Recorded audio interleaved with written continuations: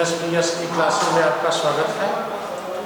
आज हम लोग जो है क्लास 10 का बायोलॉजी उत्सर्जन वीडियो नंबर 2 पढ़ रहे हैं। इस उत्सर्जन में हमने आप लोगों को उत्सर्जन किसे कहते हैं, जंतुओं में उत्सर्जन की कौन सी विधि है, मानव में उत्सर्जन, मानव में प्रमुख उत्सर्जी अंगों के बारे में हमने वर्णन किया था, जिसमें प्रमुख उत्सर्जक अंग का नाम मैंने किडनी या वृक्क नाम दिया था। वृक्क की बाह्य संरचना, वृक्क की आंतरिक संरचना के बारे में हमने वर्णन किया था। आज हम लोग पढ़ेंगे वृक्क की आंतरिक संरचना के अंदर वृक्क नलिका या नेफ्रॉन का क्या संरचना होती है। नेफ्रॉन के स्ट्रक्चर के बारे में जो है हमने चित्र बनाया है और इसके बारे में हम लोगों को पढ़ना है। वृक्क के कॉर्टेक्स भाग में उसके पैरेन्काइमा, उसके मेसेनकाइमा के अंदर बहुत सी छोटी छोटी नलिकाएं होती हैं, जिसको वृक्क नलिकाएं कहते हैं। यह वृक्क नलिकाओं की संख्या लाखों करोड़ों में होती है। यही उत्सर्जन की इकाई होती है। इस वृक्क नलिका की संरचना को हम लोग देखें तो इसमें निम्न प्रकार की संरचना पाई जाती है। पहला, बोमेन संपुट। बोमेन संपुट एक कील के आकार की नलिका रचना होती है। इस नलिका के सबसे ऊपर के तरफ स्थित होती है, जिसके ऊपरी भाग यह एपिथेलियम उत्तक से मिलकर के बनी होती है। कौन सा उत्तक बोल रहा हूँ? एपिथेलियम उत्तक से मिलकर के जो है बनी होती है। इसके नीचे के तरफ जगह जगह चपटी तरह की जो है छिद्र होती है, जिसको हम लोग पोडोसाइट्स कहते हैं। क्या कहते हैं? ये छिद्र को हम लोग पोडोसाइट्स जो कहते हैं। बोमेन संपुट बाहरी सल्की एपिथेलियम उत्तक से मिलकर के बनी होती है, जबकि निचली के भाग एक चपटी छिद्रयुक्त तरह की रचना बनाती है। इस रचना को हम पोडोसाइट्स कहते हैं। तो क्या हमने बोला बोमेन संपुट के बारे में? यह एक कील के आकार की रचना होती है, जो इस नलिका के सबसे ऊपर के तरफ पाई जाती है। यह बाहर के तरफ सल्की एपिथेलियम उत्तक से मिलकर बनी होती है, जबकि अंदर के तरफ ये जो है छोटे छोटे चपटे चपटे तरह के छिद्र पाए जाते हैं। इस छिद्र को हम लोग पोडोसाइट्स कहते हैं। क्या कहेंगे उसको? पोडोसाइट्स। दूसरा होता है केशिका गुच्छ, या इसको इंग्लिश में कहते हैं ग्लोमेरुलम, है ना। केशिका गुच्छ को ही क्या कहते हैं? ग्लोमेरुलम। और इस कोशिका गुच्छ के अंदर देखें तो इस वृक्क नलिका के ऊपर अविवाही धमनी नलिका रुधिर को लाती है, तथा अपवाही धमनी नलिकाएं रुधिर को ले जाती है। लेकिन इस बोमेन संपुट के ऊपर के तरफ यह नलिकाओं के बीच में बहुत से पतली पतली नलिकाओं में बढ़ जाती है। ऐसे पतली नलिकाओं में बढ़ जाने से यह वैसे ही हो जाती है जैसे अंगुली के ऊपर दस्ताने चढ़े। ऐसे इन नलिकाओं के समूह को ही हम लोग ग्लोमेरुलम कहेंगे, या इसको हम लोग यह क्या कहते हैं? केशिका गुच्छ, ग्लोमेरुलम अथवा केशिका गुच्छ कहते हैं। ये केशिका गुच्छ जो है का निर्माण इन्हीं दोनों नलिकाओं के बीच से बनती है। तीसरा होता है रीनल कार्पेल्स।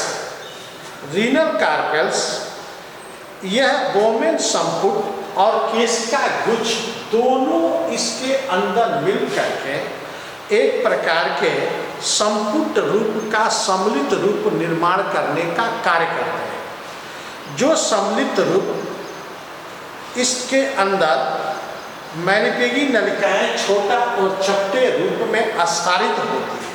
इस केशिका गुच्छ के इसके उपस्थित समान भाग को हम लोग यह केशिका ग्लोमेरुलम निस्यंदन कहते हैं, और इसके भाग को, अगले भाग को नेफ्रॉन के बढ़ते भाग कहते हैं। फिर समझिए, रीनल कार्पेल्स यहाँ पर थोड़ा सा देखेंगे।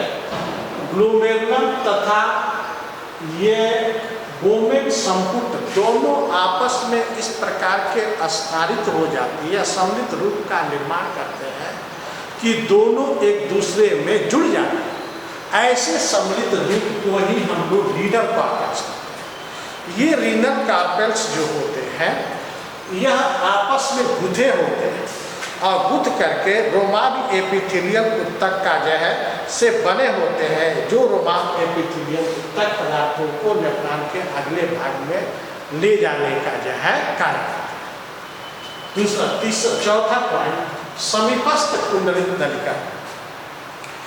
यह समीपस्थ नलिका अर्थात गोमेन संपुट पीछे के तरफ ग्रीवा भाग बनाती है और इस ग्रीवा के नीचे के भाग को हम समीपस्थ कुंडलित नलिका कहते हैं। जो समीपस्थ नलिका के ऊपरी ग्रीवा अंदर के तरफ रोमों से बनी होती है, रोमा के एपिथेलियल उत्तक से बनी होती है, जबकि नीचे के तरफ यह यू आकार की नलिका का निर्माण करती है। इस नलिका के जो नीचे वाले बढ़ते क्रम होते हैं डिसेंडिंग क्रम कहते हैं, और क्रमशः ऊपर वाले चढ़ने वाले भाग को हम लोग और अवरोही या असेंडिंग करते हैं। नीचे वाले को डिसेंडिंग बढ़ते क्रम, ऊपर बढ़ते क्रम को असेंडिंग क्रम के रूप में ये बढ़ी होती है। इस तरह से ये डिसेंडिंग और डिसेंडिंग दोनों तरह के क्रम इसके अंदर पाए जाते हैं। ऊपर के तरफ ये जो है दुरस्थ हेनल रूप में जाकर के घूमती है। यह समीपस्थ नलिका में आगे के तरफ जा करके जो है दूरस्थ समीपस्थ नलिका आगे के तरफ जा करके दूरस्थ नलिका में जो है घूमती है। ये दूरस्थ नलिकाएं जो होती है यह अवरोही आरोही भुजाओं में होती है, जो सल्की एपिथेलियल उत्तक का बना हुआ इनके ऊपर स्तर होता है।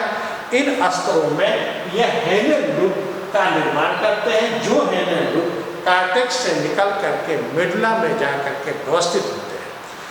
इसके बाद आता है आपका दूरस्थ नलिका के पास संग्रह नलिका।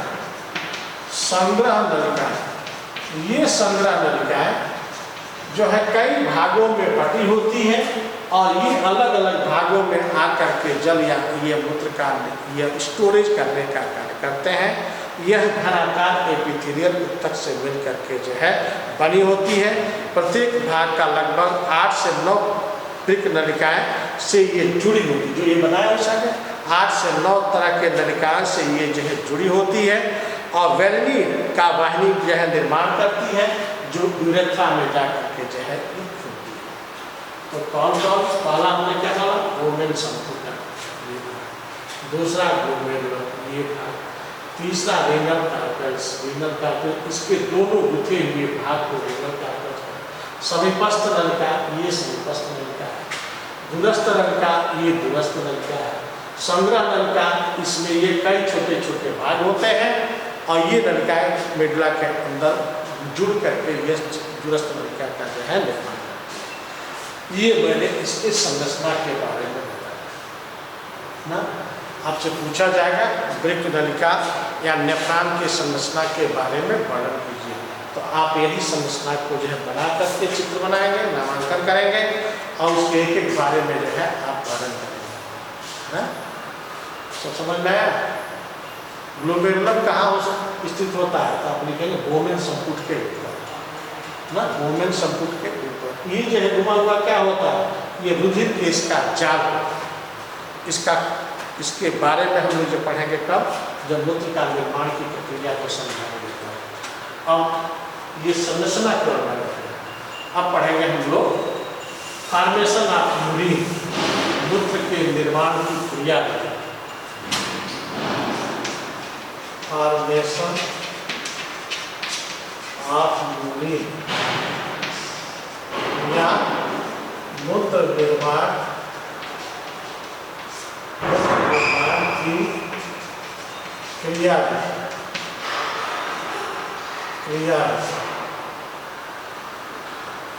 मूत्र के निर्माण की प्रक्रिया इसी वृक्क नलिका के अंदर होती है।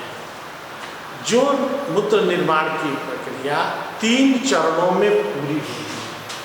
पहला होता है परानिस्यंदन या अल्ट्राफिल्ट्रेशन, परानिस्यंदन